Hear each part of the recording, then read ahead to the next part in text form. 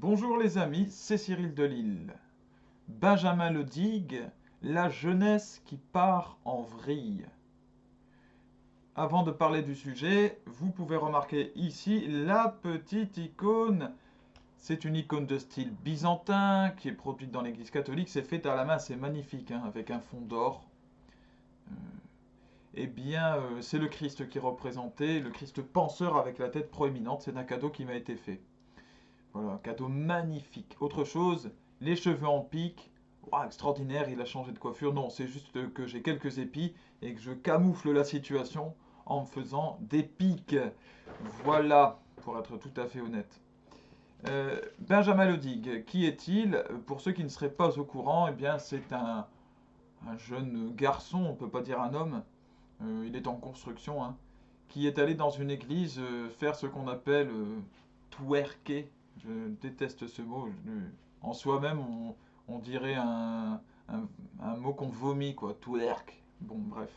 Une danse où on montre ses fesses. Bon, c'est vraiment débile. Et donc, ce garçon qui se revendique bisexuel, hein, qui ne sait pas où il en est, parce que la recherche, c'est important, la sensibilité, moi je suis pas comme tout le monde. Ah.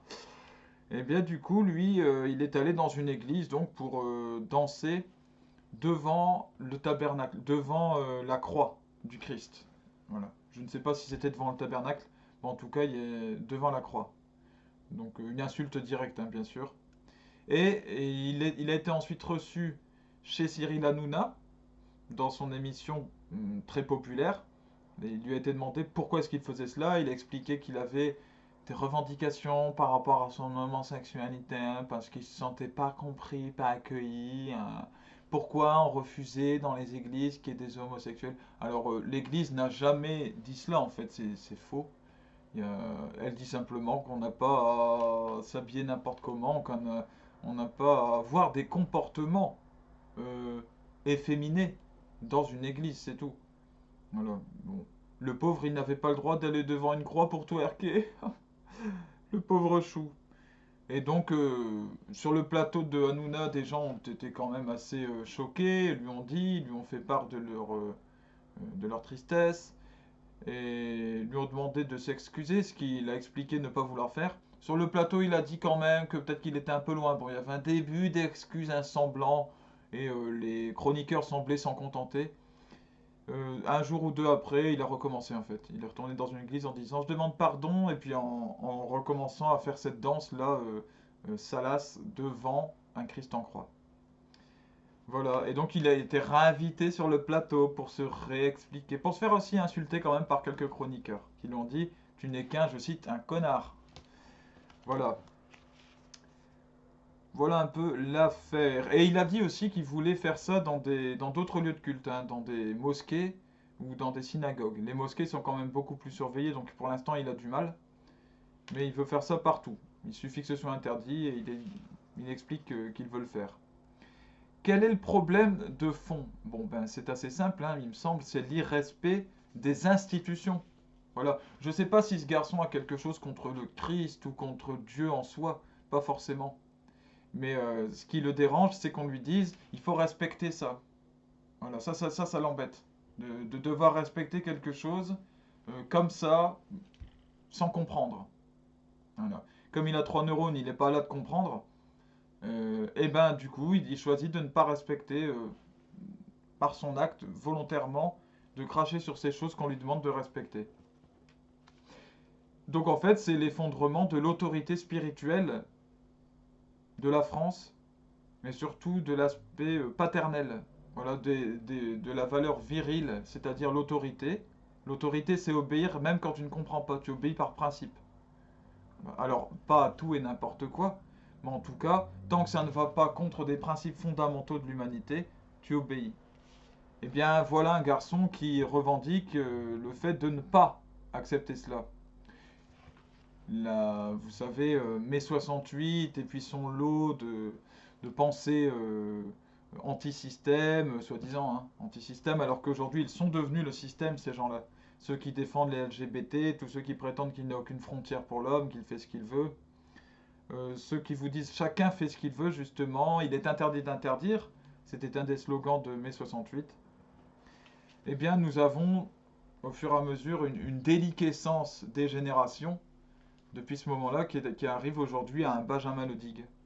Donc quelqu'un qui ne connaît rien à rien, qui ne connaît rien à l'Église, qui ne se renseigne pas, qui parle de lui, de son nombril, de lui, de ce qu'il vit, de ses envies à lui, de lui, ses envies de coucher avec des garçons, des filles, de lui, ses envies de twerker dans des églises, de lui.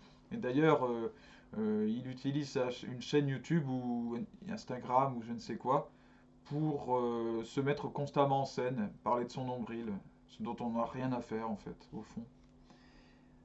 C'est la même école que j'ai noté que Charlie Hebdo, par exemple. Charlie Hebdo, le droit au blasphème aussi. Alors ça, c'est au niveau de l'État. C'est différent et c'est plus grave. Aujourd'hui, on nous dit qu'on a le droit au blasphème. Bon, bah alors, qu'est-ce qui fait qu'il n'a pas le droit d'aller twerker dans l'église du coup? Eh oui, elle est là la question. Pourquoi est-ce que je cite Charlie Hebdo? Parce qu'il y a cette culture d'insulter le sacré, bien évidemment. Maintenant, j'ai un parallèle à établir avec une autre personne du même genre, du même acabit, une jeune fille qui s'appelle Ruby Nicara, qui elle aussi passe chez Cyril Hanouna pour se mettre en avant. Alors une fille complètement stupide là aussi, qui ne parle que d'elle. Alors elle c'est du côté de ce qui est sordide physiquement, donc c'est la pornographie. Elle vend de l'eau de son bain dans lequel elle s'est baignée. Voilà, donc l'eau sale de son bain, dans lequel elle explique qu'elle s'est touchée, qu'elle s'est masturbée, je ne sais quoi. Elle vend aussi maintenant ses culottes sales. Voilà. En plus, c'est illégal ce qu'elle fait, mais c'est... bon voilà, on est vraiment dans ce que peut-être ce qu'on peut faire de plus minable. Et le problème, là-dedans, que ce soit pour Ruby Nicara, pour Benjamin Ledig, pour moi, c'est la mise en avant de ces personnes. C'est-à-dire que il y a plein de gens pour regarder leurs vidéos, il y a plein de gens pour les suivre, et il y a surtout des médias. Il y a celui de Cyril Hanouna pour les mettre en avant, ces gens, et les recevoir plusieurs fois d'affilée. Et surtout, de les défendre. Cyril Hanouna défend bec et ongle Ruby Nicara, qui est qui est agressive, qui est stupide, qui est vulgaire, on ne peut plus vulgaire. Déjà, rien en arrivant, son habillement est vulgaire. Et lui, il la défend même devant des chroniqueurs qui sont outrés. Elle est là la question pour moi la plus gênante. Qu'est-ce qui fait que Cyril Hanouna, un homme de 47 ans, bientôt, si je ne m'abuse, 47, je crois, s'amourage comme ça, pratiquement, d'une jeune fille et la défende. Lui qui est une icône pour beaucoup de jeunes, qui a une aura médiatique très importante. Comment ça se fait que le sordide est montré comme ça, qu'on publie les vidéos de Benjamin Ledig sur des écrans géants devant tout un public? Elle est là aussi la question. Ce qui est moche, pourquoi est-ce qu'on ne le cache pas? Bien. Et quelle est la solution pour cela? Eh bien, celle que je propose, elle me paraît évidente. Pour les hommes, c'est le service militaire. C'est ça qui manque à ce jeune Benjamin Ledig.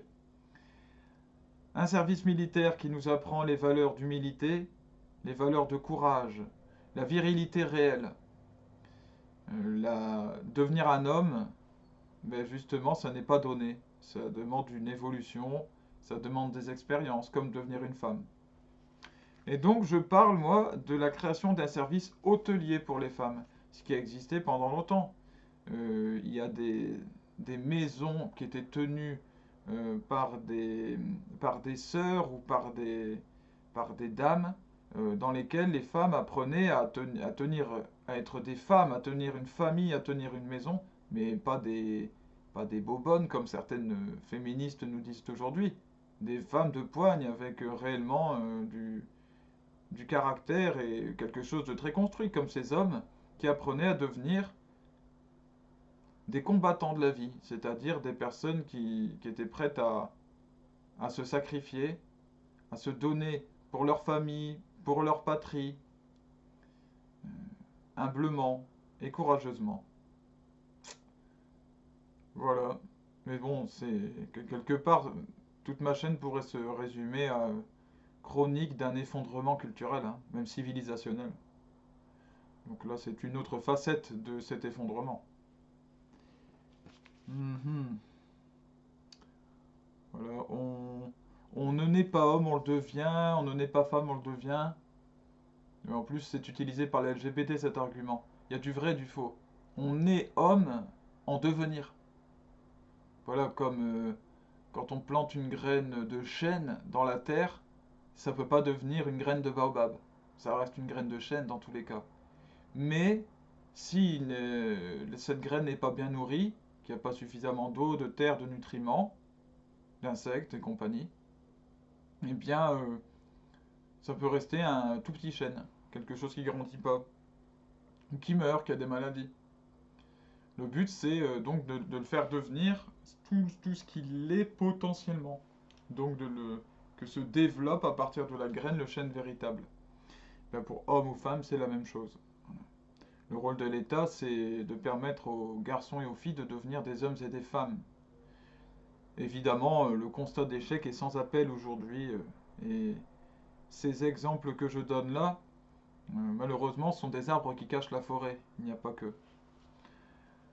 Il y a toute une partie de la jeunesse qui les suit. Et s'il y a autant de gens qui sont prêts justement à les suivre, c'est qu'en fait, ils parlent à beaucoup de monde et ils sont représentatifs de la sensibilité de beaucoup de personnes, de jeunes personnes paumées dans ce pays. Première responsabilité, l'échec de l'éducation par l'État. Voilà, selon moi. Que Dieu vous bénisse, bénisse tous vos proches, vous garde dans la droiture et vous permette d'élever vos enfants dans la lumière du Christ, qui nous rend droit comme la croix. Voilà. Salut à vous les amis.